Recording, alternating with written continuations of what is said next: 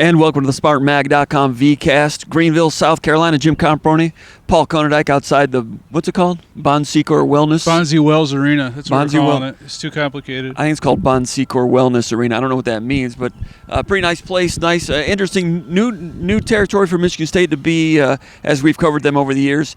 NCAA tournament. I think it's called second round. Do they call it first round now? It was first round, then it's second round, first four. I don't know.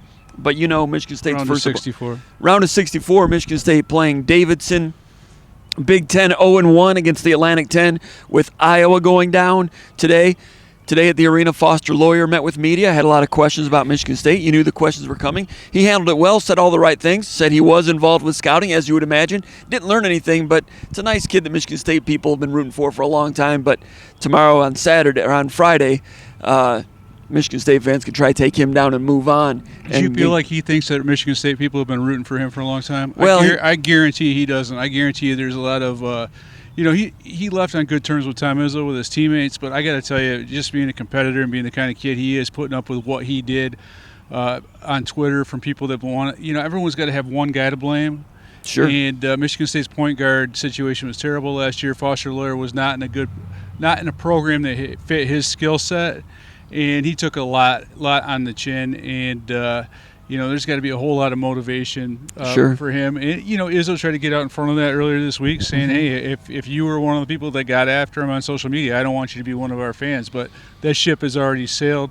Foster Loyer is going to be supremely motivated for this game. The question is, can he do damage against Michigan State? And I firmly believe he can if Michigan State does not play with discipline. Yeah, Izzo had it. What he said on Monday is exactly what I expected him to say, and it's what we wrote about Sunday night, early Monday morning when we broke down Davidson. Michigan State, the key is on defense, not just getting out on shooters. That's a cliche. If you're moving on the catch, that's too late. For this team, you have to anticipate where they're cutting to, and they'll change up where they're cutting to because they get open for those threes, and the key to them is launching it quickly.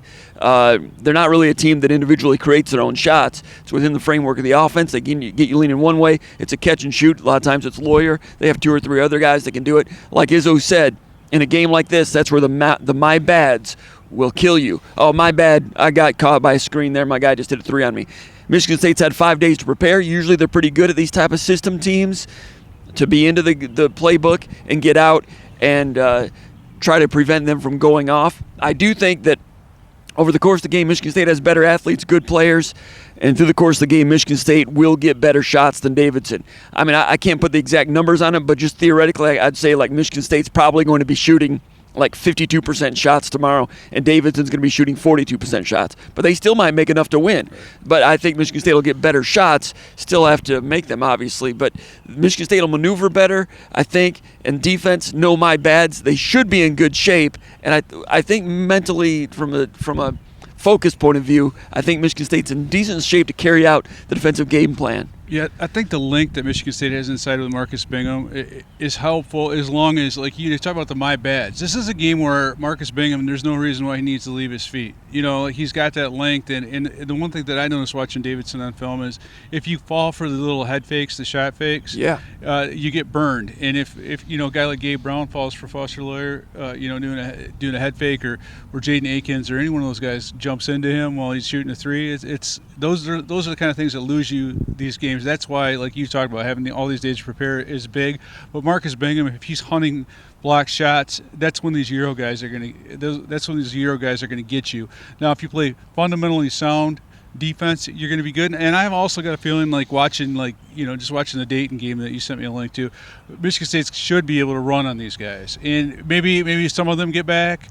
But it seems like every time Dayton had a transition opportunity, it seemed like half of Davidson was back, and then there was one guy that was tardy, or there was stuff open to the rim. So I think there's going to be areas of the floor for Michigan State that are open in this game. I think they're going to have a chance to attack the rim, like baseline, more than we've seen this year. I think the lob is going to be there, and I think transition is going to be there. But can they avoid like the silly like charge fouls where a guy's going to be set up in this area, but you don't come to a 2-foot jump stop and you end up charging, and then the turnover type stuff. But I think the game is Michigan State's to lose, but there's no reason why Michigan State shouldn't be moving on in this game. but it's kind of a tricky opponent, and if you're disciplined, you win. If you're not, you don't win. And the problem with this team, this Michigan State team, is it's not a very mature team. So you got to play according to your game plan for the entire game. Yeah. You can't just get up 10 and hope these guys go away. Yeah, Davidson's going to have some runs, and Loyer's going to have some moments. And Loyer's, it wouldn't surprise. He's going to have his shot windows are going to be difficult, but it wouldn't surprise me if he has a good game despite the difficult shot difficulty I think he's going to encounter. Yeah, I wouldn't be surprised if he dribbles up, a guy picks him up late because they're not used to picking up a guy that early, and he launches deep threes and makes a couple of them.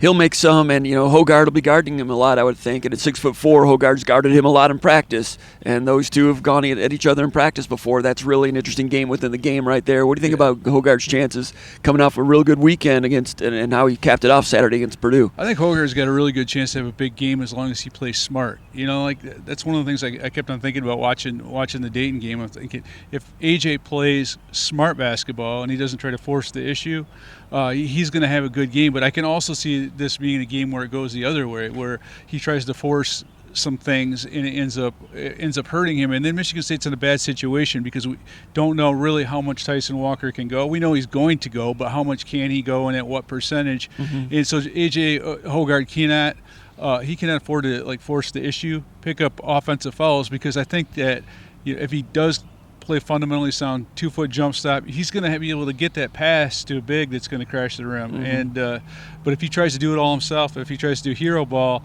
I can see him picking up a few offensive fouls in this game, and that would be disastrous for Michigan State. I think Hoggard is undergoing a positive metamorphosis right now. I think he's a little less susceptible to those charge errors lately. I think he's trying to do what Izzo wants: drive to kick, drive to dish off a little bit more, unless the shot clock is way down. Yeah. So I think he's heading in the right direction.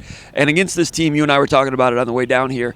Davidson, one of the weaknesses, there's some foot quickness problems there. Loyer has some trouble, lateral movement. He always has. Great player, great kid, but that's a weakness. Brakovich, the center, number 35. His lateral movement's not very good either.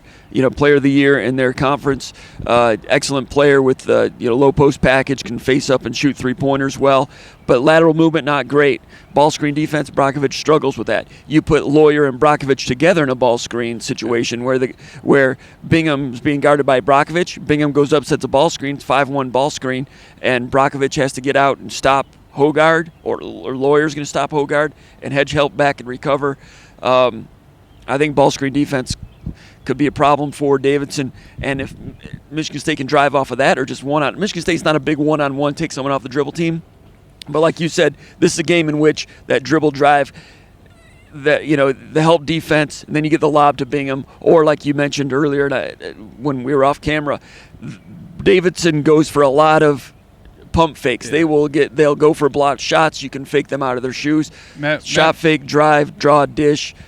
Michigan State should get good shots. Don't know if they're going to make them, but I think State's got different ways to get good shots. Like if Matt McQuaid was playing in this game, for Michigan State, he had a really good shot fake, and he would have. But they do cheat. They do go flying out there a lot, and that shot fake is just a basic thing that you're supposed to learn when first year basketball, and that shot fake and drive is going to be there, I think. Brakovich good in the low post. It's not like they feed the low post all the time. And Michigan State has dealt with Edey and some other excellent low post players in the Big Ten all year. And late in the season in the Big Ten tournament, Michigan State double teamed the post a little bit. I'm not sure they're going to need to do that. Brakovich is good, but not all five players are really good shooters. Their stretch four is not a 3-point shooter, so you might be able to double team off of Mega guy or whatever his name is, the kid from New Zealand, I think it is, 6'9". It's not like a situation with Purdue where if you double teamed, you're going to give up 3-pointers elsewhere, which cost them late in that game. I'm not sure they need to double team 35 Brakovich from the beginning. Even though he's a good low post player, they don't feed the low post continuously. He gets his moments in there, but I don't think they need to double team. I wouldn't I don't think you do that at the risk of having someone rain down threes on you. If it's a problem, then maybe you switch things up. But I think Michigan State was doubling the post with Purdue just as a change-up because that's what Purdue is expecting them to single. So you're not gonna give. You got to do some things different. But in a game like this, I'd even wonder how Joey Hauser or Malik Hall would match up against him. They can throw different things at him, but I wouldn't double him unless he's really killing you. I agree that Michigan State's going to have chances to run. Now, watching them against Dayton, Davidson would shoot, and they were getting back, like Dick Bennett style getting back. But even in getting back, as long as you try to run every time, there will be times when there's breakdowns, you can go ahead and finish on them. Always one wing. It seemed like every time they got back, there was one wing or there was like a breakdown where you could drive to the basket. Or So even though they're trying to get back, as long as you go, it might not work every time, but there will be some breakdowns, I think, in their transition defense. Yeah, and I felt like some of those Dayton threes that Dayton was taking where they threatened to drive, and then people are on roller skates moving backwards. It just seemed like Dayton got like a ton of shots that they wanted to get. Now, you got to hit them. That's another thing Michigan State struggled. If this is a game where Max Christie and Gabe Brown start at 1 for 10, that's a bad case scenario. And I think there's other ways to do this in this game, but you got to hit open shots. Sure, and they will get open shots, but that was a problem for 95% of the season. Those two, if they weren't in a slump at the same time, one was slumping or the other one was. Now it's big dance time. Now it's NCAA tournament. Now it's March, and you need those two wings to not only not play poorly or shoot poorly, it's time for them to rise up and become 40% three-point shooters. That's what's going to take for Michigan State to move on in this tournament, both those guys, because so much of Michigan State's offense revolves around those guys being able to shoot, whether it be in transition or just coming off down screens or kickouts. Those two have to produce because they're going to get shots.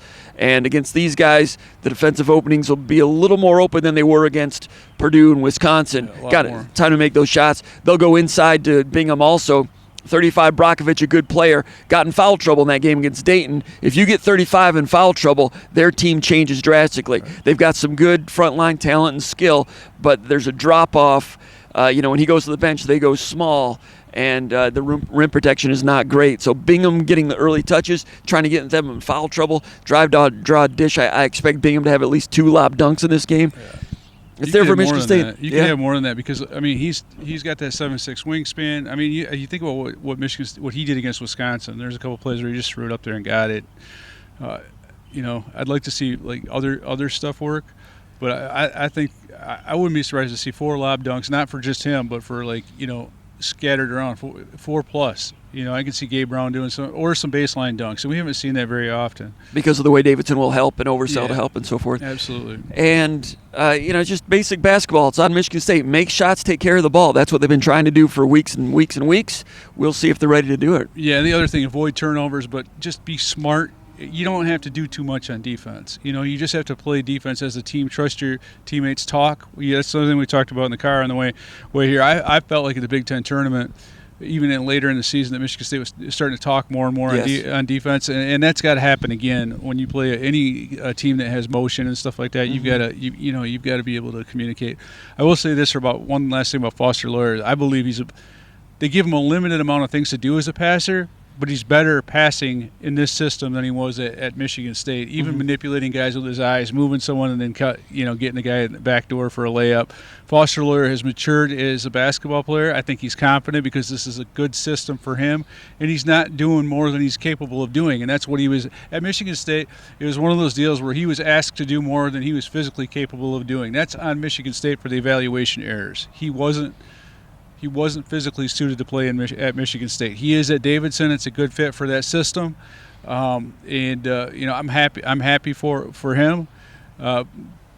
But it's going to take more than Foster Loyer to beat Michigan State tomorrow, in my opinion. I agree. They did a really good job finding a good program for him. I mentioned this earlier in the week, but Foster, I think, had 90 assists this year, which is a good number. But there was like 5 or 6 other players on the team with at least 40. That's the way they share the ball with the motion offense. Whereas Michigan State has 2 guys with more than 140 assists. Right. It's just a different quarterbacking style. Not asking him to create as much, and he's done a good job. He'll dribble up, pass it off, and go and screen opposite motion offense, or he'll cut on that side, shuffle cut on that side, gives it up, and he becomes like a 2-guard. Now he's getting screens to catch and shoot.